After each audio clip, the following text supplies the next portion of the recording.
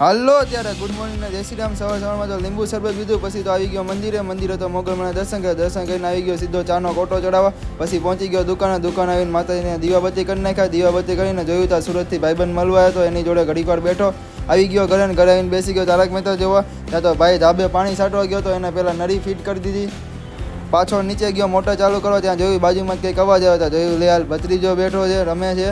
પછી તો નીચે આવીને ભાઈને મોટર ચાલુ કરી દીધી. ભાઈ પાણી છાંટવા લાગી ગયો ને હું સીધો આવી ગયો દુકાન આવીને પછી તો ધૂલો આવ્યો ને મને તબિયત નહોતી સારી, તો હું ધૂલો ભાઈ નીકળી ગયા દવાખાને જવા. કઢાઈ લીધો કેસ ને ડૉક્ટર સાહેબ તો બહાર વાતુના પડારા કરે છે, હવે ક્યારે અંદર આવે ખબર નહીં.